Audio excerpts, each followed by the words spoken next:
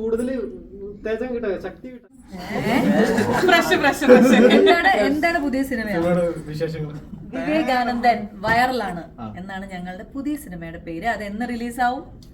ജനുവരി 19 റിലീസാവും കേട്ടോ. അപ്പൊ നിങ്ങൾ എല്ലാവരും സപ്പോർട്ട് ചെയ്യണം. നിങ്ങൾക്ക് വേണോ? അത് പക്ഷെ അത് കടകളിൽ കിട്ടുന്ന ലേഹ്യമല്ല. അത് നമ്മള് ഒരു ആളെ പോയി, അതായത് ഡോക്ടറെ പോയി കണ്ടിട്ട് അതെല്ലാം നമ്മുടെ പ്രശ്നങ്ങൾക്കനുസരിച്ച് മിക്സ് ചെയ്ത് തരുന്ന ലേഹ്യാണ്. അപ്പൊ അതുകൊണ്ട് നിങ്ങളൊരു ഡോക്ടറെ പോയി കാണൂ. ഏതാ ലേഹ്യം കുടിച്ചിട്ടോ? അത് സിനിമയിലെ ഗുണമുണ്ട്, ജീവിതത്തിൽ അറിയില്ല. പക്ഷെ ഇങ്ങനത്തെ ഒരു ലേഹ്യം കുടിക്കുന്ന ഒത്തിരി ആൾക്കാർ നമ്മുടെ സമൂഹത്തിലുണ്ട്. നിങ്ങളാരെയും കുടിക്കുന്നുണ്ടോ ലേഹ്യം? അല്ല അതല്ല, എന്തെങ്കിലും ലേഹ്യം നിങ്ങൾ കുടിക്കാറുണ്ടോ? ഉണ്ടോ? പക്ഷെ അങ്ങനെ കുറെ ആൾക്കാരുണ്ട്. ഓരോ ഈ പരസ്യങ്ങൾ കണ്ടിട്ട് ഓരോ ലേഹ്യം കുടിക്കുക, അല്ലെങ്കിൽ ബ്യൂട്ടി പ്രോഡക്ട്സ് വാങ്ങിച്ചിട്ട് തേക്കുക, വെളുക്കാൻ മറ്റത്, അങ്ങനെ നമ്മളിങ്ങനെ അങ്ങനെ കുറെ ഇതുണ്ടല്ലോ. അങ്ങനെ ചെയ്യുന്ന ആൾക്കാർക്കൊക്കെ ഒരു പാടാണിത്. അതാ ഞാൻ പറഞ്ഞത്, സിനിമ കാണണം. അതിന് പേരില്ല. അത് സിനിമ കാണുമ്പോ അതിനകത്തൊരു ഡോക്ടർ ഉണ്ട്. ആ ഡോക്ടർ മിക്സ് ചെയ്ത് കൊടുക്കുന്നതാണ്. സിദ്ധാർത്ഥ ശിവ ചെയ്യുന്ന ക്യാരക്ടറാണ് ആ ഡോക്ടർ. ഒത്തിരി പൈസ ഉണ്ടോ അത്? ഇല്ല, തുച്ഛമായ വില. അതുകൊണ്ടല്ലേ ഷൈൻ ഇത്ര ബോട്ടിൽസ് മേടിച്ചു വെച്ചിരിക്കുന്നത്. ഇതില് ഷൈൻ മാത്രമാണ് കഷായം കുടിക്കുന്നുള്ളൂ. പിന്നെ ഞങ്ങൾ എല്ലാവരും അത് കണ്ടുപിടിച്ച് ഞങ്ങൾ ആ കഷായത്തിന്റെ കൂട്ടൊക്കെ കണ്ടുപിടിച്ച് അങ്ങനെ കുറെ കാര്യങ്ങൾ നടക്കുന്നുണ്ട് ഈ സിനിമയില്. ചികിത്സയോ അങ്ങനെയൊക്കെ. ഇല്ല, അതിന്റെ ആവശ്യമില്ല ഞങ്ങൾക്ക്. കൂടുതൽ ഉത്തേജം കിട്ടാ, ശക്തി കിട്ടാനാണ്. അതായത് നമ്മൾ ഈ ചവനപ്രാവശ്യം കഴിക്കുന്ന എന്തിനാണ്? ചവനപ്രാവശ്യം അത് കഴിക്കുന്ന എന്തിനാണ്? ഒരു ഇത് കിട്ടാനാണല്ലോ, ഒരു സ്ട്രെങ്ത്. അതൊക്കെ തന്നെ. മൊത്ത ശരീരത്തിനാണോ കിട്ടുന്നത്?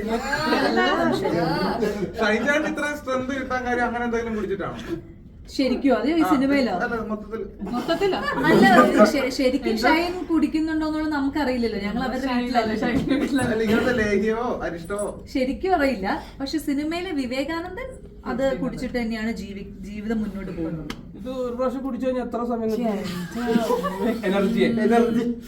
എന്റെ ഒരു കണക്ക് കൂട്ടൽ ശരിയാണെങ്കിൽ 25 ദിവസം നിൽക്കും. ഒരു ഗ്ലാസ് അല്ല, അത് ഒരു ബോട്ടിൽ. ഇതെങ്ങനെ സാഹചര്യം കൊണ്ട് കുടിച്ചു പോകുന്നതാണോ അതോ എന്താ പറയാ, എങ്ങനെയാണ് അതിന്റെ ഒരു സാഹചര്യമാണ്? അതെ, സാഹചര്യമാണ്. ഓരോ മനുഷ്യനെയും ഓരോ കാര്യങ്ങൾ ചെയ്യിപ്പിക്കാൻ പ്രേരിപ്പിക്കുന്ന ഓരോ സാഹചര്യമാണല്ലോ. അവർക്ക് എന്താ തോൽവികൾ ഉണ്ടാവുമ്പോഴാണ് അവര് അടുത്ത സ്റ്റെപ്പിലേക്ക് കറങ്ങുന്നത്. ഇല്ല, അയ്യോ, കിളിയൊന്നും പോവില്ല. എനിക്കറിയാം, എന്റെ ഭർത്താവല്ലേ, എനിക്കറിയാം. ഷൈന്റെ കൂടെ ഭാര്യയായിട്ട് ഞാനുണ്ട്. ഇവളാരാണെന്ന് സിനിമ ആണോ നിങ്ങക്ക് മനസ്സിലാവും. വേലക്കാരിയല്ല. ഇവളാരാണെന്ന് സിനിമ ആണോ മനസ്സിലാവും. ആൻഡ് സിനിമയിലെ പല ഈ വൈറൽ എന്ന് പറഞ്ഞ വേർഡ് തന്നെ കണ്ടുപിടിക്കുന്നത് ഇവളാണ്. അതാണ് ഇവൾ. പിന്നെ ഗ്രേസ് എന്താ പറയാ, ഒരു സുഹൃത്ത്, പാർട്ട്ണർ, എന്റെ സുഹൃത്ത്, അങ്ങനെ ഞങ്ങൾ 4 പേരും ഒരു ടീമാണ്. പക്ഷെ ഞങ്ങൾ 4 പേരും ടീമാണെന്നുള്ളത് ലാസ്റ്റ് അറിയില്ല. എല്ലാം കണക്റ്റഡ് ആവുന്നത് ഷൈൻ ഉള്ളതുകൊണ്ടാണ്. ഞങ്ങൾ എക്സിസ്റ്റ് ചെയ്യുന്നത്, ഓൾ എക്സിസ്റ്റന്റ് കോ എക്സിസ്റ്റ് ഷൈൻ കാരണമാണ്. ഈ ലേഹ്യം വൈറലും തമ്മിൽ എന്താ ബന്ധം? ഈ ലേഹ്യവും വൈറൽ എന്നുള്ള പേര് തമ്മിലോ? ലേഹ്യവും വൈറലും തമ്മിലോ അങ്ങനെ ബന്ധമൊന്നുമില്ല.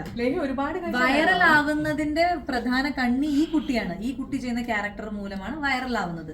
ഞങ്ങളെല്ലാരും ഇങ്ങനെ അന്തം വിട്ട് ഈശ്വരം എന്തൊക്കെയാണ് സംഭവിക്കണേ, അങ്ങനെയൊക്കെയാണ്. അതായത് മൊത്തത്തിൽ ഈ സിനിമ സംസാരിക്കുന്നത് ഇപ്പോ നിങ്ങളിപ്പോ ഓരോ സംഭവങ്ങൾ ഇടുമ്പോൾ വൈറൽ കണ്ടന്റ് ആക്കാനുള്ള ശ്രമങ്ങളാണല്ലോ.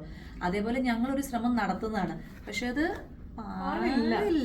ഇതിന്റെ പോസ്റ്ററൊക്കെ കണ്ടിട്ട് ഷൈൻ ടോം ചാക്കോ ഒരേ സമയം 2 പെണ്ണുങ്ങളുമായിട്ടുള്ള എന്തോ ബന്ധത്തെ പറ്റിയൊക്കെ പറയുന്നത്. അതെങ്ങനെ പുതിയ അല്ല, പോസ്റ്റർ കണ്ടപ്പോ അങ്ങനെ തോന്നി. ഫസ്റ്റ് ലുക്ക് അല്ലേ? സെക്കൻഡ് ലുക്ക് കണ്ടപ്പോ 5-6 പെണ്ണുങ്ങളെ കണ്ടപ്പോ അതിന്റെ ലൈറ്റ് അല്ല. പക്ഷെ അത് അങ്ങനെ എന്താ ഭയങ്കര അങ്ങനത്തെ സാധനങ്ങളൊന്നുമില്ല. 5-6 പെണ്ണുങ്ങളൊക്കെ ഉണ്ടെങ്കിലും അതെല്ലാം ഭാര്യയുടെ ഓരോ ട്രിക്കുകളാണെന്നൊക്കെയാണ് വഴിയെ മനസ്സിലാവുക. ഒരിക്കലും അല്ല, ഫുൾ സപ്പോർട്ടാണ്. സിത്താരയ്ക്ക് പ്രശ്നമില്ല, സന്തോഷമില്ല. സിത്താരയ്ക്ക് പ്രശ്നവുമില്ല, സന്തോഷമില്ല. പക്ഷെ ഒരാള് വന്ന് അതിൽ ഇടപെടുമ്പോഴാണ് സിത്താര ആലോചിക്കുന്നത്, ഓ എന്തോ ഒരു കാര്യം ഉണ്ടല്ലോ, അപ്പൊ നമുക്ക് അതിനൊരു സൊല്യൂഷൻ കണ്ടുപിടിക്കണമല്ലോ. അങ്ങനെ പിന്നെ ഞങ്ങൾ പോകുന്നു, കാണുന്നു, അങ്ങനെ കുറെ കഥകൾ. ആ പിന്നെ നോർമലായിട്ട്, അതായത് ഒരു നല്ലൊരു ഭർത്താവ് കുടുംബത്തിലെ കാര്യങ്ങളൊക്കെ നോക്കുന്നു, കൊച്ചിന്റെ കാര്യം നോക്കുന്നു, ജോലിക്ക് പോകുന്നു, വരുന്നു, ഇതൊക്കെയാണ്. പക്ഷെ നമ്മൾ പറയൂലോ, നമ്മൾ പുറമെ കാണാത്ത മനുഷ്യന്റെ ഉള്ളിൽ എവിടെയോ ഒരു ചെറിയൊരു പ്രശ്നം, അയാളുടെ ഒരു കോംപ്ലക്സ് ആയിരിക്കാം, അല്ലെങ്കിൽ ഒരു ഇൻസെക്യൂരിറ്റി ഫീലിംഗ് ആയിരിക്കാം, അങ്ങനെ എല്ലാവർക്കും ഉണ്ടാവും. പക്ഷെ പുറത്തുനിന്ന് കാണുമ്പോ എന്ത് നല്ല ചേട്ടനെ കാണുമ്പോ, പക്ഷെ ഉള്ളിൽ എവിടെയോ ഒരു പ്രശ്നമുണ്ട്. ക്യാമറ ഒന്നും അങ്ങോട്ട് തിരിക്കും. നോർമൽ ആണെന്ന് ഉദ്ദേശിച്ചത് എന്തുകൊണ്ടാ?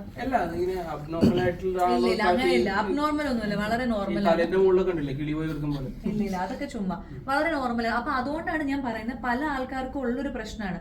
അപ്പൊ അതുകൊണ്ട് ഇപ്പം നമുക്ക് പുറത്ത് അത് പറയാൻ പറ്റില്ല, കാരണം പുറത്ത് പറഞ്ഞ ആരും വിശ്വസിക്കില്ല, കാരണം ഇയാള് വളരെ നോർമലാണ്.